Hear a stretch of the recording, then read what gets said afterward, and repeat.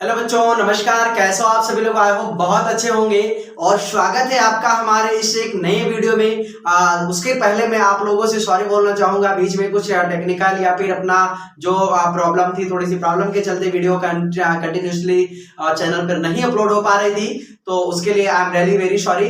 लेकिन आज के इस वीडियो में अगर हम आज के इस वीडियो में हम शुरुआत कर रहे हैं डायरेक्ट इनडायरेक्ट से, जो कि आपके यूपी बोर्ड के जो छात्र होते हैं उनके लिए बहुत ज्यादा इंपॉर्टेंट टॉपिक है ये। नॉट टू मच, बस ये 2 नंबर का आता है। जैसे एक्टिव पैसिव आता है आपका, उसी प्रकार डायरेक्ट इनडायरेक्ट भी आता है। ठीक है, तो 2 नंबर का आपका आता है, लेकिन वो 2 नंबर भी आप क्यों छोड़े?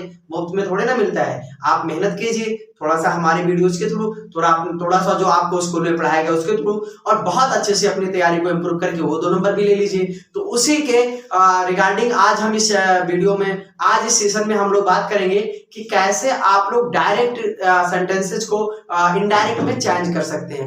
तो डायरेक्ट इनडायरेक्ट होता क्या है, डायरेक्ट स्पीच क्या है, इनडायरेक्ट स्पीच क्या है, नरेशन क्या है ओवरऑल। तो एक चीज मैं आप लोगों को क्लियर कर दूं शुरुआत में कि नरेशन और direct speech and direct indirect speech ये सब एक ही है, इनका कोई अलग मीनिंग नहीं है। ये सब एक ही टॉपिक है, चाहे आपका डायरेक्ट एंड इनडायरेक्ट स्पीच हो या फिर आपका नरेशन हो। ठीक है, नरेशन ओवरऑल है क्या?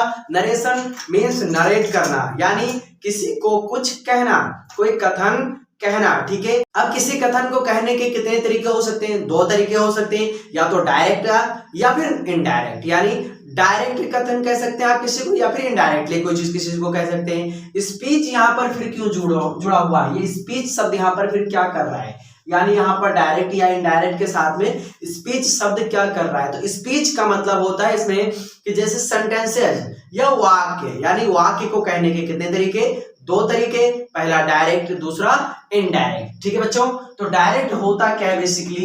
Why do we need to read direct speech and why do we need to read indirect speech? Okay, हमें इन दोनों को पढ़ने की जरूरत क्या है? तो आप सबको पता है बोर्ड एग्जाम्स के लिए आप जा रहे हैं, 2 नंबर का क्वेश्चन आता है, दैट इज ऑल्सो इम्पोर्टेंट कि हम लोगों को पढ़ना चाहिए। उसके अलावा इसको अगर हम देखें तो ये आपका 11th में भी आपको मिलेगा, 12th में भी मिलेगा, और पार्टिकुलरली अगर आप इंग्लिश ग्रामर पे फोकस कर रहे हैं तो भी ये टॉपिक आप लोगों के लिए बहुत महत्वपूर्ण टॉपिक है बच्चों। ठीक है, तो अब बात करते हैं डायरेक्ट स्पीच क्या है ओवरऑल। जब स्पीकर यानी वक्ता के, किसके? वक्ता के, जब स्पीकर के कथन को यानी उसके द्वारा कहे गए स्टेटमेंट को, किसको? स्टेटमेंट को क्या करते हैं हम? बिना किसी परिवर्तन के लिखना क्या कहलाता है? डायरेक्ट स्पीच कहलाता है। कुल मिला के आप इतना समझिए कि जैसा किसी ने मुझसे कहा वैसा मैंने जाकर किसी और को कह दिया, उसमें कोई भी चेंजिंग नहीं की। जैसे my father said to me, my father said to me I am going to the market, कि मैं बाजार जा रहा हूं। अब देखो, my father said to me I am going to the market. ठीक है, अब मैं किसी से मिला और उसने पूछा where is your father right now, आपके पिताजी अभी कहाँ हैं? तो मैं उससे कह सकता हूं कि मेरे पिताजी ने मुझसे कहा कि मैं बाजार जा रहा हूं। मेरे पिताजी ने मुझसे कहा कि मैं बाजार जा रहा हूं। अब एक बात सोचिए, जब भी मुझसे मेरे पिताजी ने ये बात कही होगी तो मैं उनके सामने रहा होऊंगा, उन्होंने मुझसे वह बात कही होगी कि मैं बाजार जा रहा हूं। लेकिन जब ये बात मैं किसी और को कहने जाऊंगा तो वो टाइम बीत चुका होगा, यानी पिताजी बाजार जा चुके होंगे, समय बीत चुका होगा, तो वो जो सिचुएशन है वो पास्ट में चली गई होगी। तो मैं क्या कहूंगा किसी और के सामने जाकर? मैं ये कहूंगा इनडायरेक्ट अगर चेंज करेंगे, अगर मैं पिताजी के द्वारा कहे गए शब्दों को किस में बोलूंगा? इनडायरेक्ट में बोलूंगा कि मेरे पिताजी ने मुझसे कहा है, मेरे पिताजी ने मुझसे कहा कि वह बाजार जा रहे थे, वह बाजार जा रहे थे। ठीक है, तो ये बात आप लोगों को समझ में आई? जब हम क्या करते हैं, बिना किसी परिवर्तन के जो हमारा स्पीकर होता है यानी वक्ता होता है, उसके स्टेटमेंट को हम क्या करते हैं? एज इट इज किसी के सामने लिखा, एज इट इज कहीं पर लिख देते हैं, एज इट इज किसी को बोल देते हैं, तो वो क्या कहलाता है? डायरेक्ट स्पीच कहलाता है। लेकिन जब हम उसमें कुछ परिवर्तन करते हैं तो वो क्या कहलाता है? इनडायरेक्ट स्पीच कहलाता है। इनडायरेक्ट स्पीच की बात करें बच्चों तो जब हम वक्ता के कथन में यानी स्पीकर के स्टेटमेंट में कुछ परिवर्तन करते हैं यानी चेंजिंग करते हैं बाय डिफॉल्ट, और फिर उसमें हम क्या करते हैं उसे लिखते हैं कहीं पर, तो क्या कहलाता है वो इनडायरेक्ट स्पीच कहलाता है। जैसे my father said to me, तो my father said to me, इसमें यहाँ पर क्या हो गया, माई फादर जो है ना, माई फादर हमारा इस क्या हो गया, ये सब्जेक्ट हो गया। तो my father told me that, my father told me that he was going to the market, कि वो बाजार जा रहे थे, कि वो बाजार जा रहे थे। इतनी बात आप लोगों को समझ में आई होगी। तो आप चलिए बात कर लेते हैं कि हमारा जो स्टेटमेंट होता है, स्टेटमेंट में हमारा जैसा कि मान के चलिए आपको बताया जाता है रिपोर्टिंग वर्ब, रिपोर्टेड स्पीच, तो इसका क्या है फॉर्मूला वो भी एक बार हम समझ लेते हैं अच्छे से बच्चों, ताकि आपको दिक्कत ना हो। ठीक है, तो जैसे यहाँ पर मैं इस सेंटेंस को लिखे रहने देता हूं और इसी सेंटेंस में हम सब कुछ सीखते हैं। My father said to me I am going to the market. अब एक चीज समझो आप, ये यहाँ तक जो बात लिखी है my father said to me, ठीक है, उसके आगे हमने यहाँ पर क्या कर रखा है, इन्वर्टेड कॉमा लगा रखा है, और इन्वर्टेड कॉमा के अंदर में भी एक वाक्य लिखा हुआ है I am going to the market. तो ग्रामर की भाषा में हम इधर जो होता है इन्वर्टेड कॉमा वाला जो वाक्य होता है, इसके इधर का जो होता है, इधर का मतलब उसके जो लेफ्ट में होता है, ठीक है, उसे हम कहते हैं रिपोर्टिंग वर्ब। क्या कहते हैं बच्चों, रिपोर्टिंग वर्ब कहते हैं इसे, रिपोर्टिंग वर्ब। और जो हमारा इन्वर्टेड कॉमा के अंदर का जो होता है मटेरियल सेंटेंस वाक्य, जो कुछ भी इन्वर्टेड कॉमा के अंदर होता है, इसको कहते हैं हम रिपोर्टेड स्पीच। क्या कहते हैं बच्चों, रिपोर्टेड स्पीच कहते हैं इसे। क्या कहते हैं, रिपोर्टेड स्पीच। ठीक है, अब बात करते हैं कि रिपोर्टिंग वर्ब, रिपोर्टेड स्पीच में भी कुछ थोड़ा सा हमें जानने की जरूरत होती है। ठीक है, वर्ब के बारे में। ठीक है, तो रिपोर्टिंग वर्ब में क्या होता है, ये जो माई फादर यहाँ पे लिखा हुआ है, माई फादर, ठीक है, ये क्या है हमारा, ये तो हमारा है सब्जेक्ट। ठीक है, और ये जो है ना सैड टू मी, तो सैड यहाँ पर क्या है, दैट इज आवर वर्ब। ठीक है, ये हमारा क्या है, ये हमारा वर्ब है। और ये जो टू मी लिखा हुआ है यहाँ पे बच्चों, ये हमारा क्या है, ये है ऑब्जेक्ट। ठीक है, तो ये हमारा माई फादर जो है ये हमारा सब्जेक्ट है, सैड हमारा क्या है, वर्ब है, और ये टू में हमारा क्या है, ऑब्जेक्ट है। लेकिन किसका, रिपोर्टिंग वर्ब का सब्जेक्ट, रिपोर्टिंग वर्ब का वर्ब, रिपोर्टिंग वर्ब का ऑब्जेक्ट। यानी हम किसके बारे में अभी बेसिकली बात कर रहे हैं, रिपोर्टिंग वर्ब के बारे में बच्चों। अब बात करते हैं रिपोर्टेड स्पीच की। तो रिपोर्टेड स्पीच में क्या होता है, हम प्रोनाउन को चेंज करते हैं। किसको, प्रोनाउन को चेंज करते हैं। और हम किसके बिहाफ पे प्रोनाउन को चेंज करते हैं, हम रिपोर्टेड स्पीच के प्रोनाउन को चेंज करेंगे रिपोर्टिंग वर्ब के बिहाफ पे। ठीक है, हम रिपोर्टेड स्पीच के टेंस को चेंज करेंगे रिपोर्टिंग वर्ब के आधार पर। ठीक है बच्चों, ये बहुत ध्यान देने वाला कॉन्सेप्ट होता है। आशा करता हूं आपको यहाँ तक धीरे धीरे समझ में आ रहा होगा। अब बात करते हैं इसकी, तो यहाँ पर जो गोइंग है ये क्या है, ये भी एक मेन वर्ब में आईएनजी लगा हुआ है ना, लेकिन है तो मेन वर्ब, तो इसे हम क्या कहते हैं, verb of the reported speech, verb of the reported speech.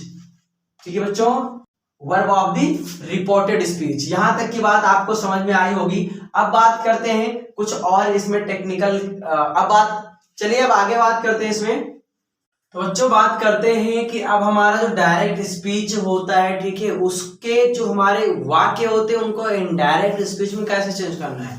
तो इसके लिए कुछ स्पेसिफिक रूल होते हैं कि आप कैसे डायरेक्ट टू इनडायरेक्ट चेंज करते हैं। ठीक है, तो बेसिक रूल है, ज्यादा कुछ भारी भरकम रूल नहीं है, थोड़ा सा पहले सीखा है हमने, थोड़ा सा और सीख लेते हैं, थोड़ा आगे सीखेंगे, काम खत्म हो जाएगा। ठीक है, जैसे आप लोग जानते हैं कि डायरेक्ट स्पीच का जो हमारा स्टेटमेंट होता है, किसका, स्पीकर का जो स्टेटमेंट होता है, उसे हम किस में रखते हैं, उसे हम रखते हैं इन्वर्टेड कॉमा के अंदर। अब यहाँ पर जो ये लगा हुआ है, यहाँ पर ये लगा हुआ है, दोनों तरफ से जब ये लगा रहेगा और बीच में कुछ लिखा रहेगा, उसी को क्या कहते हैं, रिपोर्टेड स्पीच।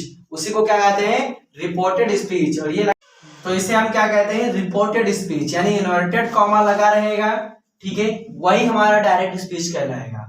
अब बात करते हैं इधर का वाक्य, तो आप सभी जानते हैं रिपोर्टिंग वर्ब होता है, लेकिन जब हम इस डायरेक्ट स्पीच के वाक्य को इनडायरेक्ट में चेंज करेंगे तो बच्चों क्या करते हैं, ये जो कॉमा आपका लगा हुआ ना यहाँ पे ये, और ये जो इन्वर्टेड कॉमा लगा है इसे हटा देते हैं, ठीक है। और अफर्मेटिव सेंटेंसेस में क्या होता है, इसे हटा करके हम क्या कर देते हैं, एक कंजक्शन होता है, उस कंजक्शन को हम क्या करते हैं यहाँ पर लगा देते हैं, जिसे आप दैट कहते हैं, ठीक है। दैट किसमें, अफर्मेटिव वाक्य में। अब अफर्मेटिव में असर्टिव वाक्यों में, असर्टिव में आपका अफर्मेटिव नेगेटिव दोनों आते हैं, तो दोनों में हम क्या लगाते हैं, दैट लगाते हैं। लेकिन जैसे इंट्रोगेटिव आ जाते हैं तो उसमें हम क्या करते हैं, उसमें हम इफ या वेदर लगाते हैं, ठीक है। किसमें, आपका जो यस या नो टाइप वाला होता है, ठीक है। और फिर जो आपका डब्ल्यूएच वाला होता है उसको चेंज करने का रूल अलग है। फिर आपके इंपरेटिव सेंटेंसेस आ जाते हैं, उनमें हम अलग प्रकार से, जैसे आपका ऑर्डर्ड होता है, रिक्वेस्टेड होता है, प्रपोज्ड, सजेस्टेड होता है, ठीक है, वो प्रयोग करते हैं। या फिर एक्सक्लेमेटरी आ जाता है तो बेस्ड होता है, ठीक है, प्रेड होता है। बहुत सारे रूल्स हैं इसके जो कि सेंटेंस वाइज है, तो उनको वन बाय वन हम वीडियोस में करके देखेंगे। 3-4 वीडियो आएंगे इसके और सभी में हम देखेंगे। बाकी इस वीडियो में हमारा जो मकसद था आप लोगों को समझाने का वो ये है कि इन्वर्टेड कॉमा को हटाकर आप क्या करेंगे, दैट का प्रयोग करेंगे, ठीक है। उसके अलावा आप क्या करेंगे, जो हमारा एक मेन फोकस होता है रिपोर्टिंग वर्ब, ठीक है। रिपोर्टिंग वर्ब ही रिपोर्टेड स्पीच का आधार होता है बच्चों। रिपोर्टिंग वर्ब के आधार पर ही रिपोर्टेड स्पीच का टेंस चेंज होता है। रिपोर्टिंग वर्ब के आधार पर ही आप क्या करते हैं, प्रोनाउन को चेंज करते हैं। तो प्रोनाउन संबंधी चेंज करने का नियम और जो निकटता सूचक संबंधी नियम है, ठीक है बच्चों, वो हम नेक्स्ट वीडियो में देखेंगे। बाकी इस वीडियो में हम देख लेते हैं कि आप इन्वर्टेड कॉमा हटा करके कैसे प्रयोग करेंगे, ठीक है। हमने ये भी सीखा है कि डायरेक्ट इनडायरेक्ट क्या होता है। इस वीडियो में हमने ये भी सीखा कि हमारा रिपोर्टिंग वर्ब क्या होता है, रिपोर्टेड स्पीच क्या होता है। तो अब छोटा सा वीडियो बनाने का प्रयास रहता है हमारा, इस वजह से बाकी जानकारी एक नई वीडियो में देंगे हम आपको। तो यहाँ पर हम इसे चेंज करना सीख लेते हैं। जैसे ही सेड, ये क्या है, हमारा रिपोर्टिंग वर्ब है। Mohan has stolen my pen, Mohan ने मेरा पेन चुराया है। ही सेड, उसने कहा मोहन ने मेरा पेन चुराया है। तो हम क्या करेंगे, जैसा कि आप सभी लोग जानते हैं, यहाँ पर कॉमा लगा है, यहाँ पर इन्वर्टेड कॉमा लगा है। ये रिपोर्टेड स्पीच है, ये रिपोर्टिंग वर्ब है। तो रूल कहता है कि ही सेड, आप ये हटाओगे कॉमा और ये इन्वर्टेड कॉमा हटाओगे तो क्या लगा दोगे, दैट नाम का कंजक्शन लगा दोगे, ठीक है। अब टेंस चेंज करने का रूल हम अगली वीडियो में देखेंगे।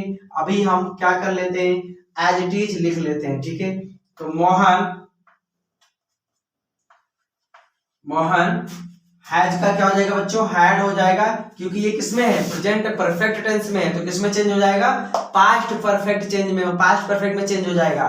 तो मोहन हैज का क्या हो जाएगा, मोहन हैड। स्टोलन का क्या हो जाएगा, स्टोलन ही रहेगा। और माई पेन का क्या हो जाएगा, हिज पेन हो जाएगा। क्या हो जाएगा, हिज पेन, ठीक है।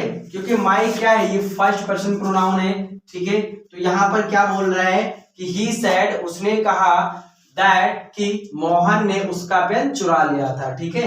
तो यहाँ पर हम इसको किससे चेंज करेंगे, ये फर्स्ट पर्सन का पॉजिटिव प्रोनाउन है बच्चों, तो फर्स्ट पर्सन का पॉजिटिव प्रोनाउन किससे चेंज होगा, ही से, ठीक है। ये प्रोनाउन को चेंज करने से संबंधित नियम हम अगली वीडियो में देखेंगे। बाकी आई होप, आशा करता हूँ ये वीडियो आप लोगों को बहुत अच्छे से समझ में आया होगा। कोई डाउट है तो अपना डाउट कमेंट बॉक्स में ड्रॉप करें, हम उसे रिजॉल्व करने की पूरी कोशिश करेंगे। मिलते हैं अगली वीडियो में, तब तक के लिए आप सभी लोगों को जय हिंद।